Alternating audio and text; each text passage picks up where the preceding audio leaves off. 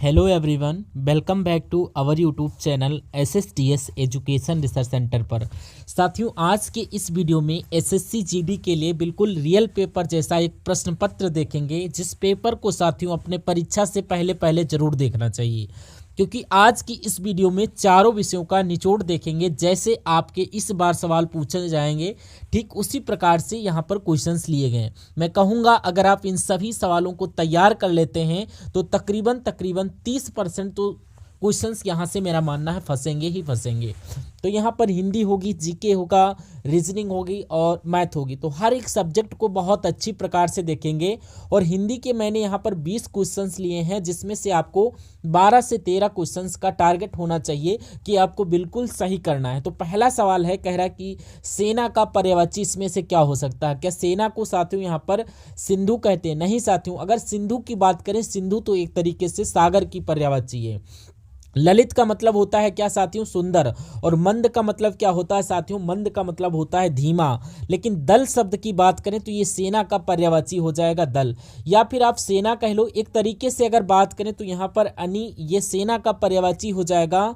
और उसके अलावा अगर बात करें साथियों यहाँ पर सैन, यानी कि सैन भी सेना को बोला जाता है। अगला क्वेश्चन आपकी स्क्रीन पर कहा जा रहा है कि सीमा ने रोहिणी से कहा कि थकान के नाते तुम्हें उसकी मदद करनी चाहिए, बचपन के नाते या इंसानियत के नाते या गुस्से के नाते। तो खाली जगह में आप ऑप्शन नंबर सी का चयन कर रहे हैं, यानी कि सीमा ने रोहिणी से कहा इंसानियत के नाते तुम्हें उसकी मदद करनी चाहिए। अगला क्वेश्चन विलोम पूछा जा रहा है जलमार्ग का। देखिए विलोम साथियों, यानी कि विलोम क्या होगा? जलमार्ग की। अगर जल की बात करें तो जल का मतलब हो जाएगा थल और मार्ग की जगह पर मार्ग, यानी कि जल मार्ग का विलोम थल मार्ग हो जाएगा। राइट आंसर ए के साथ।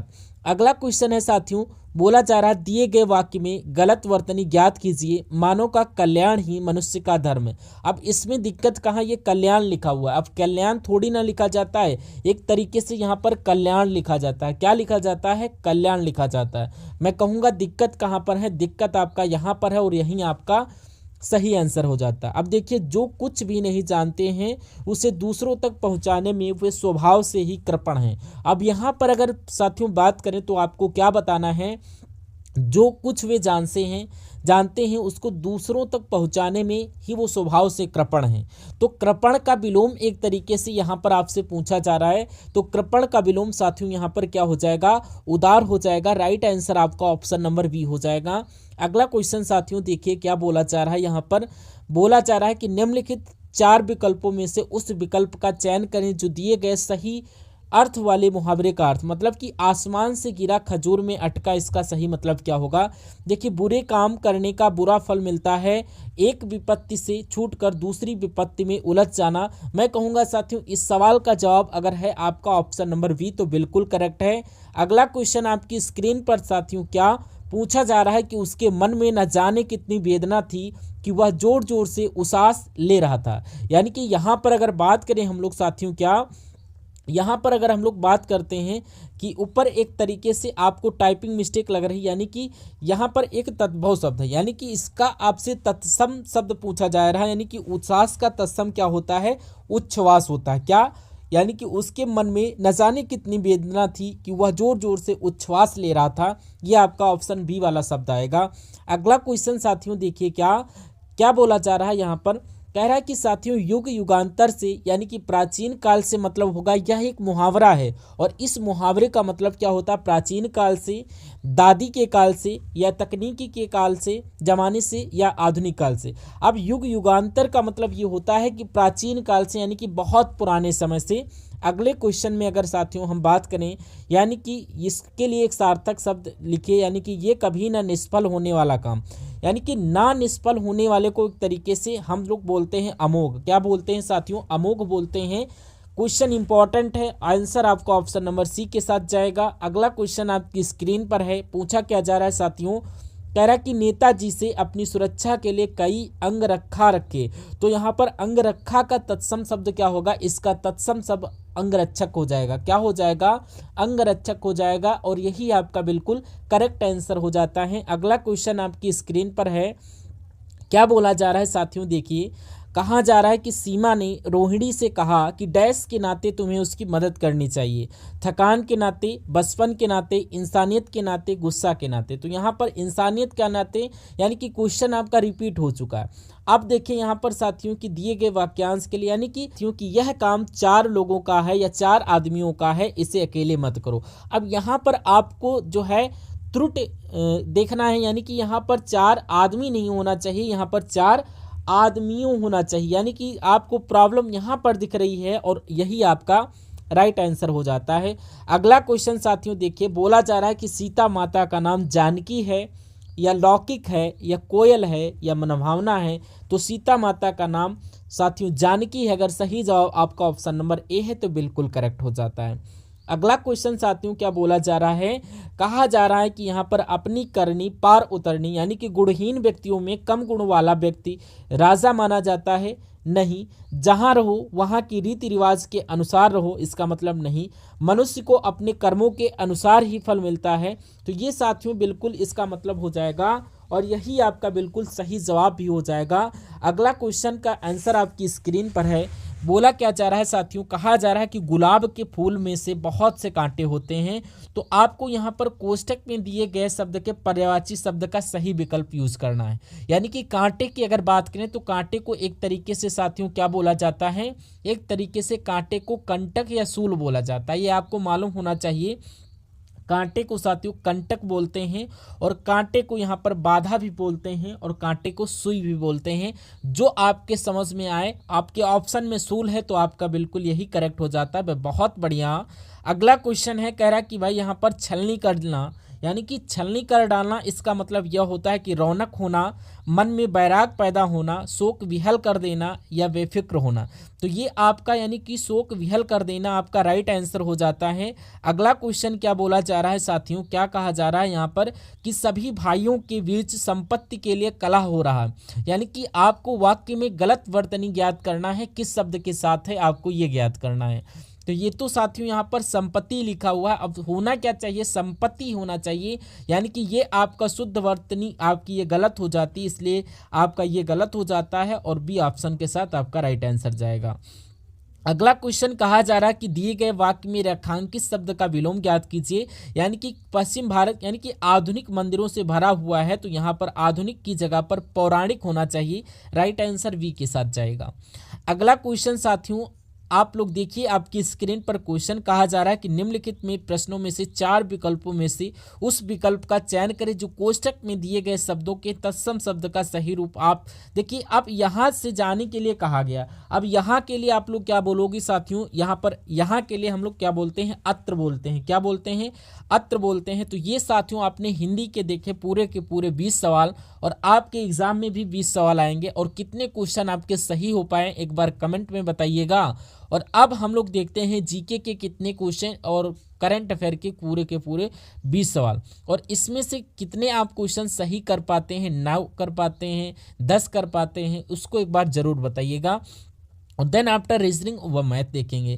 कह रहा है साथियों यहाँ पर क्या बोला जा रहा है कि यहाँ पर असहयोग आंदोलन क्यों बंद कर दिया गया, क्यों बंद कर दिया गया, चौरी चौरा के घटना के कारण से या काकोरी घटना के कारण से, लोगों की मौत के कारण से या जलियांवाले बाग हत्याकांड। तो आपको याद रखना है कि चौरी चौरा घटना के कारण से ही ये आंदोलन बंद हुआ था। अगला क्वेश्चन साथियों बोला जा रहा है कि संयुक्त राज्य अमेरिका ने किस वर्ष दूसरे विश्व युद्ध में प्रवेश किया था। अगर हम लोग साथियों यहाँ पर बात करें 1941 में संयुक्त राष्ट्र अमेरिका ने दूसरे विश्व युद्ध में इंटर किया था। अगला क्वेश्चन साथियों आपकी स्क्रीन पर पंचशील का नारा किसने दिया था, ये आपको यहाँ पर याद रखना है। तो पंडित जवाहरलाल नेहरू ने दिया था। ये क्वेश्चन बहुत इंपॉर्टेंट है, याद रखिएगा। अगला क्वेश्चन कि उस भारतीय प्रधानमंत्री का क्या नाम था जिन्होंने संसद में यह घोषणा की थी कि वह मंडल आयोग की सिफारिशों को लागू करेंगे। इस घोषणा से भारत में देशव्यापी विरोध शुरू हो गया। तो ये क्वेश्चन अगर आपके पेपर में आ सकता, पॉसिबल है, इंपॉर्टेंट क्वेश्चन है, याद रखिएगा। ये आप लोग देखिए यहाँ पर जो बीपी सिंह जो आपके प्रधानमंत्री हैं, इन्होंने जो मंडल आयोग की सिफारिशों को लागू करेंगे और इसके कारण ही हम लोगों के बीच में देशव्यापी विरोध शुरू हुआ था। अगला क्वेश्चन साथियों, कहा जा रहा है कि भारतीय संविधान का कौन सा अनुच्छेद कानून के समक्ष समानता प्रदान करता है। तो यहाँ पर अनुच्छेद जो आपका 14 नंबर है, ये आपका कानून के समक्ष जो समानता प्रदान करता है। अब देखिए साथियों, बोला जा रहा है कि विश्व में प्लेटिनम का उत्पादन किस देश में सर्वाधिक होता है। तो यहाँ पर दक्षिण अफ्रीका आपका राइट आंसर हो जाता है, इसमें बहुत ज़्यादा पाया जाता है। अगला क्वेश्चन बोला जा रहा है, इसमें से कौन से राज्य पालघाट दर्रे से आपस में जुड़े हुए हैं। यानी कि यहाँ पर केरल और तमिलनाडु राज्य जो है पालघाट दर्रे से आपस में जुड़े हुए हैं। उसके बाद साथियों देखिए, बोला जा रहा है कि कौन सा कृत्रिम बंदरगाह है। तो बंदरगाह की अगर बात चल रही तो यहाँ पर चेन्नई बंदरगाह आपका राइट हो जाता है, क्वेश्चन आपसे पूछा जाएगा। अगला क्वेश्चन कह रहा है कि किस क्रांति ने तिलहनों के उत्पादन में वृद्धि उत्पन्न की। तो अगर बात करें साथियों यहाँ पर पीली क्रांति की, तो आप यहाँ पर देखेंगे पीली क्रांति ने तिलहनों के उत्पादन में वृद्धि उत्पन्न की है। उसके बाद देखेंगे कि भारत में निम्न में से क्या अप्रत्यक्ष कर की श्रेणी में है। तो आपसे पूछा जा रहा है, तो यहाँ पर सेवा कर आपका राइट आंसर हो जाता है।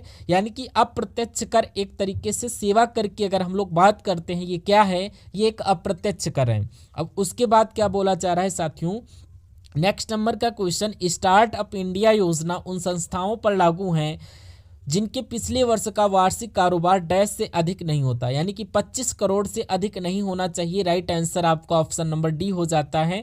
उसके बाद देखिए साथियों, यहाँ पर अगला क्वेश्चन आपकी स्क्रीन पर कह रहा है कि प्राथमिक क्षेत्र में श्रमिक एक वर्ष में ज़्यादातर समय बेरोजगार रहते हैं, और इसीलिए यदि इनमें से कुछ श्रमिक प्राथमिक क्षेत्र से अन्य क्षेत्रों में स्थानांतरित किए जाते हैं तो कुछ प्राथमिक उत्पादन में कोई बदलाव नहीं होगा। इस प्रकार की बेरोजगारी को जाना जाता है किस रूप में। तो इस प्रकार की बेरोजगारी को साथियों अंतर्निहित बेरोजगारी के रूप में जाना जाता है। उसके बाद देखिए साथियों, अगला क्वेश्चन आपकी स्क्रीन पर कह रहा है कि रोजगार के अवसरों की कमी की सबसे सही व्याख्या है। यानी कि अगर आपको बताना है कुल मिलाकर कि मजदूरों को अपने किए गए कार्य की मजदूरी नहीं मिलती, उसको क्या बोला जाता है, रोजगार की कमी। अब क्या श्रमिक जो है कितना रोजगार करने में सक्षम, उससे कम अगर रोजगार मिल रहा है तो उससे बोला जाता है रोजगार में कमी। इसलिए राइट आंसर आपका ऑप्शन नंबर बी के साथ जाएगा। अगला क्वेश्चन आपकी स्क्रीन पर साथियों, बोला जा रहा है कि इतने माप से अधिक की ध्वनि को शोर नाम दिया जाता है। अगर साथियों यहाँ पर 80 डेसिबल से ध्वनि अधिक है तो उसको क्या नाम दिया जाता है, शोर का नाम दिया जाता है। और अगर साथियों यहाँ पर 30 से 40 यानी कि 30 से 40 डेसिबल के आसपास है तो ये साथियों नॉर्मली जो बात की जाती है ये साधारण बातचीत की श्रेणी में आ जाएगा। और अगर यहाँ पर हम लोग 50 से 60 डेसिबल की जो ध्वनि होती है उसको हम लोग बोलते हैं जोर से बात हो रही है।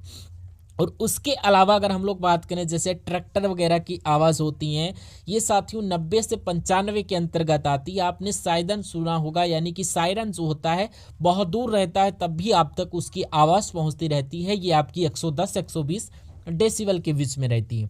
कुल मिला के ध्वनि का शोर अगर आपको सुनना है तो आपको 80 डेसिबल आपको ये करना है। अगला क्वेश्चन, एथिलीन ग्लाइकोल और एंटीफ्रीज हिमरोधी के रूप में डैश में किया जाता है। उसे कार के रेडिएटर की सफाई हेतु प्रयुक्त किया जाता है। यह केवल पानी के हिमांक को कम करता है या क्वथनांक को बढ़ाता है। यह पानी के हिमांक को कम करता है तथा पानी के क्वथनांक को बढ़ाता है। अगर ये क्वेश्चन आपसे पूछा जाए, ये क्वेश्चन का आंसर आपका ऑप्शन नंबर डी, यानी कि एथिलीन ग्लाइकोल को एंटीफ्रीज के रूप में मिलाने पर यह पानी के हिमांक को कम कर देता है और पानी के क्वथनांक को साथियों बढ़ा देता है। अगला देखिए साथियों क्वेश्चन, बोला क्या जा रहा है कि दुनिया के सबसे बड़े जल विद्युत बांध का निर्माण कौन सा देश कर रहा है, ये हमें बताइए। कौन सा देश कर रहा है साथियों, यहाँ पर चीन कर रहा है। राइट आंसर आपका ऑप्शन नंबर बी हो जाता है। अगला क्वेश्चन आपकी स्क्रीन पर कहा जा रहा है कि हीरो फ्यूचर एनर्जीज ने कहा 29 मेगावाट की सौर परियोजना शुरू की है। अगर मैं कहूँ यहाँ पर कर्नाटक ने किया है। राइट आंसर आपका ऑप्शन नंबर बी। ये 5 क्वेश्चन करंट अफेयर के आपके साथ हैं। बोला जा रहा है कि हाल ही में कहाँ 20वां सुनामी स्मृति दिवस मनाया गया। ये आपका पांडुचेरी में मनाया गया। जो 20वां सुनामी स्मृति दिवस बोला जाता है पांडुचेरी में मनाया गया। ये अगला क्वेश्चन कहा जा रहा 75वीं अंतरिक्ष यात्री कांग्रेस शुरू हुई, तो ये आपको मिलान में बताना है शुरू हुआ है। कहाँ शुरू हुआ है, मिलान में शुरू हुआ है। अगला क्वेश्चन आपकी स्क्रीन पर बोला जा रहा है कि किसने फेमिना मिस इंडिया 2024 का खिताब जीता। इन्होंने जो निकिता फोरवाल जो हैं इन्होंने ही इस फेमिना मिस इंडिया का खिताब जीता। और यहाँ पर क्वेश्चन आपकी स्क्रीन पर रीजनिंग के क्वेश्चन स्टार्ट हो चुके हैं और आप सभी लोग रीजनिंग के क्वेश्चंस को देखिएगा और अपनी तैयारी को मजबूत करिएगा। कह रहा है कि साथियों यहाँ पर सबसे पहले आपका क्या है 1076 है, उसके बाद बताना है कौन सा नंबर आएगा, उसके बाद आपका 882 और 785 और उसके बाद 688 और 591 आना चाहिए। कुल मिला के आपको अब देखना है कि अब यहाँ पर आपका क्या है, क्या चीज़ कितना कितना आगे बढ़ा हुआ है। अगर हम लोग इसकी बात करें कि इसमें कितना घटाया गया है, तो अगर मैं बताऊँ यहाँ से 12 में से 5 जाएगा तो ये आपका 7 बचेगा और ये 87 हो जाएगा। 87 में से इतना घटाएंगे तो 9 आ जाएगा, यानी कि 97 घटाएंगे तो ये आ जाएगा। अब ये साथियों यहाँ पर 15 यानी कि 5 में से 8 तो जाएगा नहीं, तो इसमें से ले लेंगे, यानी कि 15 में से 8 जाएगा, यानी कि 7 9 यानी कि 97 यहाँ पर भी बचेगा साथियों। बिल्कुल इसमें भी साथियों यहाँ पर 97 माइनस करेंगे तो आपका 591 आएगा। यानी कि कहने का मतलब ये है कि आप इसमें क्या कर दें कि इसमें 97 आप माइनस कर दीजिए, तो 1076 में से जब 97 माइनस करते हैं तो 979 जाकर बैठता है, 989 बैठता है। जब उसमें 97 माइनस करते हैं तो 882 बैठता है, यानी कि 882 बैठता है। तो ये आपका ऑप्शन नंबर कितना है, सॉरी ये आपका ऑप्शन नंबर डी में बैठता है, 979 होता है। ठीक है, अगला क्वेश्चन बोला जा रहा है कि SWAUIC और FZN, उसके आगे बताना है आपको क्या लिखा जा सकता है। अब देखिए एस जो होता है ये आपका होता है 19 पर, और ये W 23 पर होता है, ये 25Y पर होता है, यानी कि 2 2 2 देखिए यहाँ पर बढ़ रहा है। तो इसमें जब आप 2 बढ़ाओगे F6 पर होता है 8 आ जाएगा, 8 का मतलब होता है HJ 10 पर होता है 2 बढ़ाओगे 12 हो जाएगा, यानी कि L से 2 बढ़ाएंगे तो यहाँ पर P। तो यहाँ पर HLP कौन से ऑप्शन में लिखा हुआ है, ये आपका ऑप्शन नंबर बी में लिखा हुआ है, जिनका आंसर ऑप्शन नंबर बी के साथ है, बिल्कुल सही था। उसके बाद देखिए साथियों यहाँ पर हम लोग देखते हैं एक नंबर सीरीज वाला सवाल। देखिए नंबर सीरीज वाले 2 से 3 क्वेश्चंस आपसे पूछे जा सकते हैं। कह रहा है कि यहाँ पर 242 है और उसके बाद 264 है, देन आफ्टर बताना है कौन सा नंबर यहाँ पर आएगा, फिर आपका 360, फिर 330 और फिर आपका 352। तो कुल मिला के यहाँ पर कितना एक तरीके से प्लस किया गया है, देखिए साथियों ये 2 हो जाएगा और ये 2, यानी कि 22 प्लस किया गया है। यहाँ पर अगर बात करें कितना प्लस किया गया, तो यहाँ पर भी साथियों 22 प्लस किया गया और यहाँ पर भी साथियों 22 प्लस किया गया। तो 22 का यहाँ पर चल रहा है प्लस, यानी कि 4 और ये 6 या 28 हो जाएगा, यानी कि 286 आपका किस ऑप्शन में है, तो ये आपका ऑप्शन नंबर बी में है। और अगला क्वेश्चन देखिए आपकी स्क्रीन पर, बताइए राइट जवाब क्या होगा। बोला क्या जा रहा है साथियों यहाँ पर, नीचे दिए गए समीकरण में कौन से 2 संख्याओं को आपस में बदलने पर निम्नलिखित समीकरण सही होगा। अब यहाँ पर साथियों क्या होता है, प्लस की जगह पर माइनस करना है और प्लस की जगह पर माइनस और ये भाग, यानी कि ये आप लोग देखिए कैसे क्या यहाँ पर हो सकता है। देखिए इसमें साथियों हम लोग क्या करें, यहाँ पर अगर गुणा की जगह पर प्लस की बात करें और यहाँ पर जहाँ पर प्लस है वहाँ पर 5 लिख देना, यानी कि 4 की जगह पर 5 और 5 की जगह पर 4। देखिए बात करें साथियों यहाँ पर जो 5 है, 5 की जगह पर 4 आ जाएगा, 7 की जगह पर 5 यानी कि 4 की जगह पर 7, 5 की जगह पर 8 का 8 ही रहेगा, और इक्वल जब करेंगे 8 फिर 2 और बराबर का आपका 17 आ जाएगा। अब माइनस, देखिए माइनस की जगह पर माइनस, गुणा की जगह पर प्लस आ जाएगा, और जहाँ पर प्लस है वहाँ पर गुणा आ जाएगा, और भाग की जगह पर भाग आ जाएगा। अगर इसको सॉल्व करते हैं, वो सॉल्व करने की जगह पर अगर 70 आ जाता है तो हमारा बिल्कुल करेक्ट हो जाता है, वरना हम लोग ऑप्शन नंबर सी वाले को चेक करेंगे। देखिए यहाँ पर देखिए 4 गुणा 5 कितना हो जाएगा, 4 पंचे 20 हो जाएगा, यानी कि 20 + 4 - 7 आपका हो जाएगा। इतना आई होप क्लियर होगी इतनी बात। चलिए कोई दिक्कत नहीं साथियों। अब अगर हम लोग यहाँ पर बात करें, क्या बात करें, देखिए अब हम लोग अगर बात करते हैं यहाँ पर, देखिए क्वेश्चन को बोला जा रहा था, यानी कि 4 - 7 कितना होता है, यानी कि 4 - 7 की अगर मैं बात करूँ तो यहाँ पर साथियों क्या आ जाएगा, -3 + 20 आ जाएगा। अब प्लस माइनस की अगर बात करें तो प्लस माइनस आएगा, यानी कि दोनों आपस में घटेंगे और बड़े नंबर में जो साइन लगा होगा वो आएगा, यानी कि 17 = 17 आ चुका है। यानी कहने का मतलब हमारा सही जवाब ऑप्शन नंबर डी के साथ जाएगा। अगले नंबर का सवाल आपकी स्क्रीन पर है। कहा क्या जा रहा है कि यदि दर्पण को AB रेखा पर रखा जाए तो आकृतियों में से कौन सी आकृति प्रश्न आकृति का सही प्रतिबिंब होगी। कहने का मतलब ये है कि ये आपकी आकृति है और ये आपको लाइनिंग दिख रही होगी, और यहाँ पर दर्पण रखा है तो आकृति कैसी दिखाई देगी। कुल मिला के इतनी सी बात आपको बताना है। अब यहाँ पर अगर हम लोग बात करें, ये चीज़ ऐसी है, ये चीज़ ऐसी है, तो मैं कहूँगा कि दर्पण में ये चीज़ ऐसे दिखाई देगी, यानी कि ये चीज़ यहाँ पर है तो यहाँ पर आ जाएगी, और ये चीज़ आपकी जो यहाँ पर है ऐसी दिखाई देगी।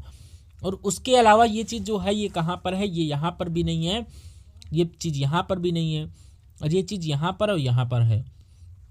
अब अगर साथियों हम बात करें, ये आप लोग देखिएगा, ये आपको यहाँ पर दिखेगा और ये आपको यहाँ पर दिखेगा।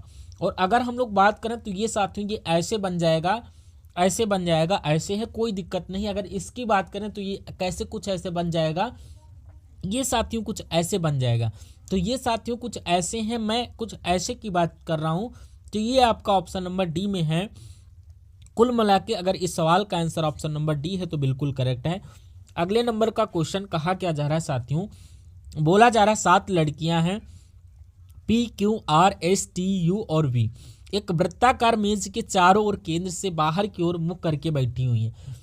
यानी कि साथियों ये क्या बोला गया कि एक वृत्ताकार मेज है, तो एक हम लोगों ने वृत्ताकार मेज बना ली और यहाँ पर 7 लड़कियां हैं। मान लीजिए साथियों 1 2 3 4 5 6 और 1 के 7।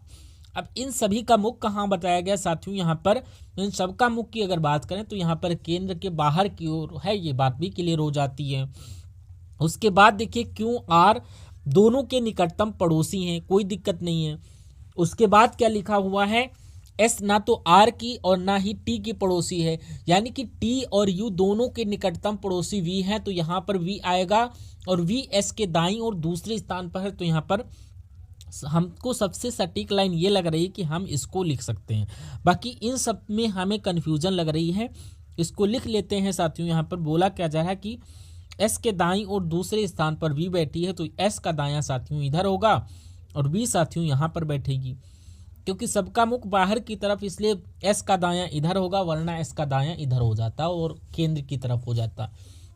उसके बाद आगे क्या लिखा हुआ है कि एस यू के निकटतम पड़ोसी है, यानी कि यू या तो साथियों आपका यहाँ पर आएगा या तो साथियों आपका यू यहाँ पर आएगा, यानी कि एस आपका यू के निकटतम पड़ोसी है, ये बात आपको क्लियर होगी। उसके बाद देखिए क्या बोला जा रहा है, देखिए बोला क्या जा रहा है कि साथियों यहाँ पर टी और यू दोनों की निकटतम पड़ोसी वी है, यानी कि टी और यू मान लीजिए साथियों यहाँ पर है, तो टी और यू के निकटतम पड़ोसी वी है, यानी कि यू हमें यहाँ पर ही बनाना चाहिए।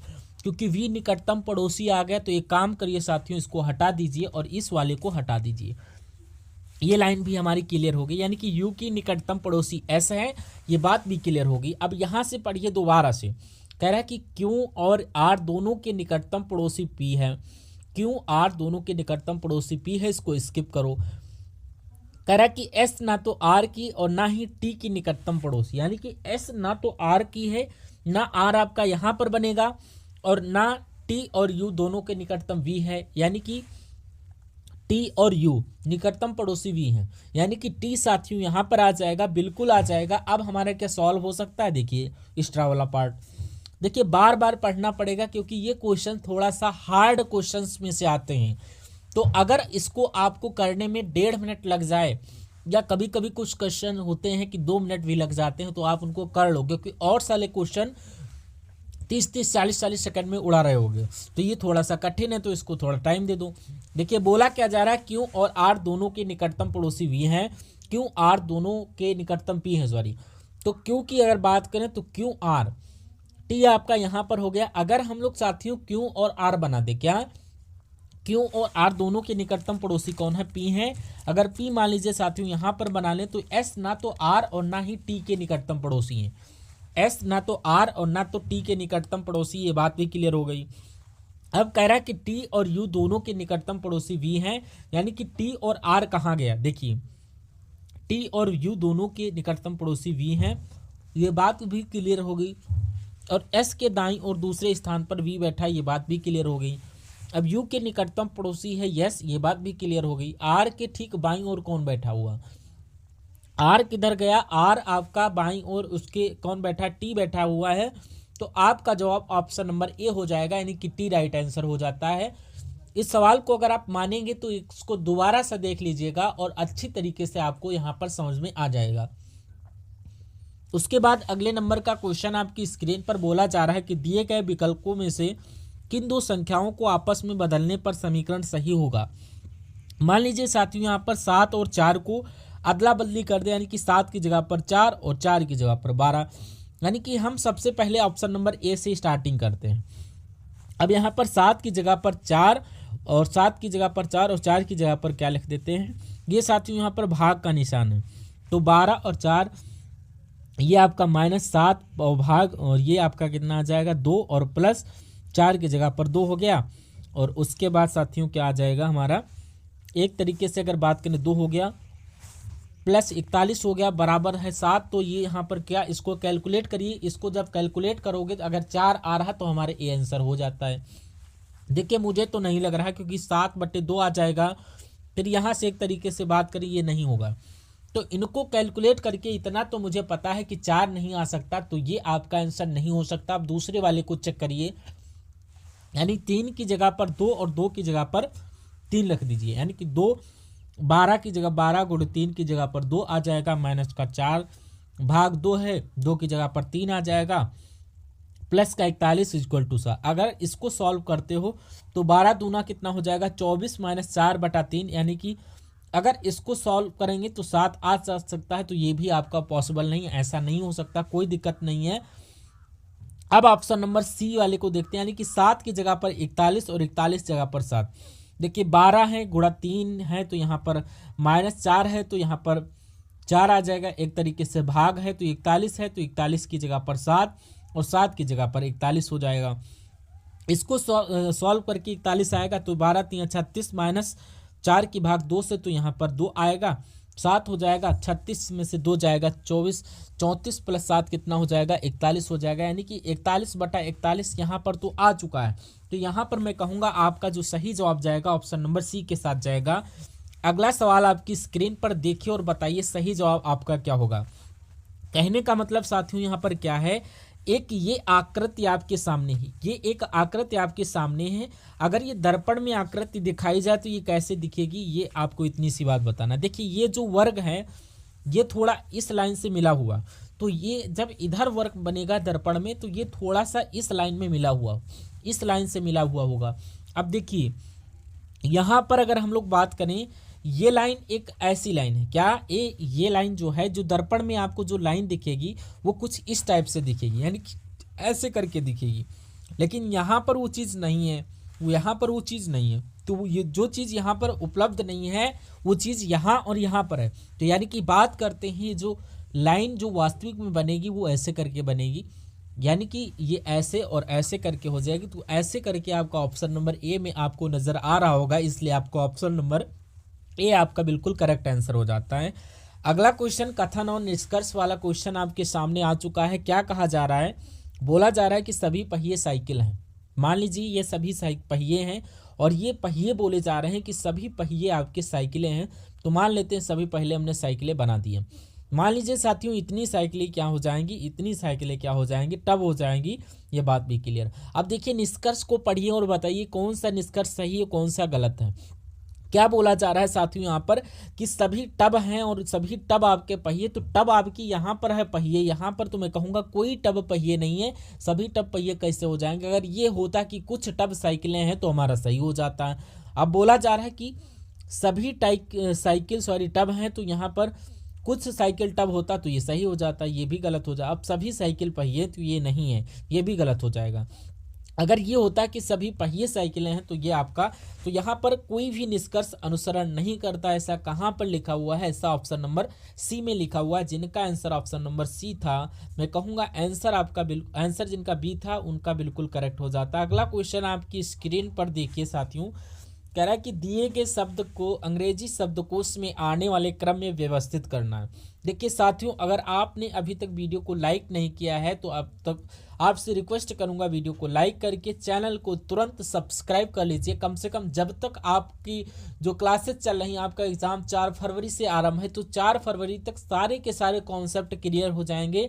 क्योंकि डेली मैं पिछले पेपरों का एनालिसिस करवाता हूँ, उसमें किस किस टाइप के क्वेश्चन पूछे गए हैं, और उन सब कॉन्सेप्ट को, यानी कि जितने भी कॉन्सेप्ट बनते हैं, चाहे वो रीजनिंग हो चाहे वो मैथ हो, सबको साथियों एनालिसिस होता है और सारे कॉन्सेप्ट आपके समस्त हो जाएंगे।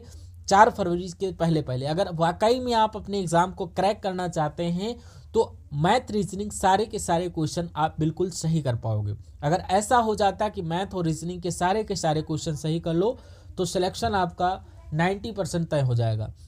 अगर हिंदी के आपने क्वेश्चन करेक्ट कर दे तो आपका 100% है। चलिए, दिए गए शब्दों को अंग्रेजी शब्दकोश में आने के लिए व्यवस्थित करिए। यानी कि यहाँ पर देखिए डी और सी यहाँ पर है, देखिए डी और सी यहाँ पर है, डी ई सी यहाँ पर और यहाँ पर भी और यहाँ पर। तो आपको बताना है कि सबसे पहले क्या आता है, एन या डी या एम जी या वाई। तो सबसे पहले क्या आता है ये बताइए। देखिए सबसे पहले आपका क्या आता है, डी आता है, तो ये 3 वाला था।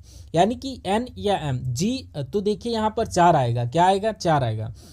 यानी कि उसके बाद एम आता है, उसके बाद ये, यानी कि 2 फिर 1 फिर 5, यानी कि 34,215 कहाँ पर लिखा हुआ है, 34,215 ऑप्शन नंबर बी में लिखा हुआ है।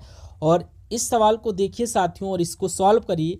क्या बोला गया है कि 2 ऑफ 40, यानी कि ऑफ का मतलब होता है गुणा, यानी कि 44 प्लस 296, यानी कि यहाँ पर 2 माइनस 96, क्या 2 माइनस 96 है। और इसको सॉल्व करिए। अगर आप, इसका मतलब ये होता है कि गुणा, अगर गुणा करोगे तो 40 दूना कितना हो जाएगा, 40 दूना 80, और 80 माइनस अगर इसको सॉल्व करते हैं तो 44 दो 46 हो जाएगा।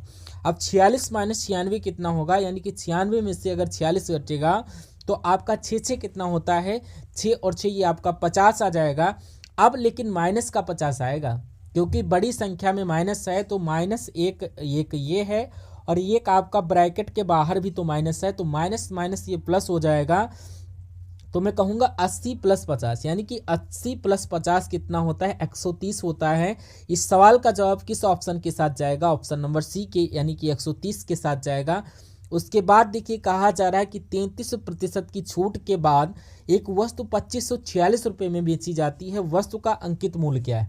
देखिए किसी वस्तु को अगर 33% की छूट पर बेचा जाता है तो वो 67 में वो बेची जाएगी। अब 67% में अगर वो वस्तु बेची जाती है तो 2546 में बेची जाती है। इनका कहने का मतलब है, तो कहने का मतलब ये हुआ कि 67% की वैल्यू, यहाँ पर प्रतिशत की वैल्यू आप अंकित मूल्य निकाल लीजिए, यानी कि 100% की वैल्यू आप निकालिए।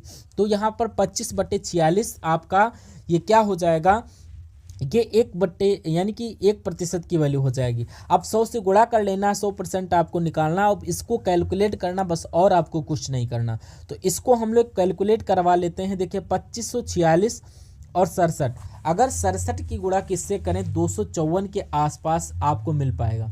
यानी कि 67 तियाँ अगर देखते हैं तो 7 रुक 21, 6 तियाँ 18, यानी कि 201 हो जाएगा। कितना, 201 तियाँ लग जाएगा। अब यहाँ पर 3 और 5 बचेगा, अभी नहीं हो पाएगा, तो ये साथियों ले लीजिए। अगर हम लोग 67 किससे गुणा करें, यानी कि 67 की गुणा 8 से करें, तकरीबन आपका, अगर यहाँ पर 67 की गुणा 8 से करते हैं तो ये आपका कितना आ जाएगा, 7 56 और 6 छंग 36, 6 7 42, 6 7 48, यानी कि यहाँ पर 53, 48 53 80 कितना हो जाएगा, 536, यानी कि पूरा ये तो कट गया। यानी कि इसको जब काटोगे साथियों यहाँ पर 38 आ जाएगा, और ये 2 जीरो ये वाले लग जाएंगे। तो ये मैं कहूँगा वस्तु का अंकित मूल्य कितना आ जाएगा, 3800, और 3800 आपका सही जवाब हो जाएगा। उसके बाद देखिए साथियों अगला क्वेश्चन क्या बोला जा रहा है, बोला जा रहा है कि एक मिश्रण में अम्ल है और पानी है, और अम्ल और पानी का अनुपात कितना है, 4:7 है। और कह रहा है कि इसमें 10 लीटर पानी मिलाया जाता है। अब यहाँ पर अगर हम लोग साथियों बात करते हैं, अम्ल कितना है, अम्ल आपका 4x है, और पानी कितना है, पानी आपका 7x है। अब कह रहा है कि यहाँ पर 10 लीटर पानी मिलाया जाता है, तो पानी 7x है, और इसमें 10 लीटर पानी मिलाया जाता है, पानी मिला दिया, तो कह रहा है कि तो अम्ल और पानी का अनुपात कितना हो जाता है। अम्ल और पानी का अनुपात 8:19 हो जाता है, यानी कि अम्ल का अनुपात 8 हो गया, पानी का अनुपात 19। यानी कि मिश्रण में अम्ल की मात्रा कितनी होगी, यानी कि मिश्रण में अम्ल की मात्रा 4x है, यानी कि 4x की वैल्यू आपको निकालना है।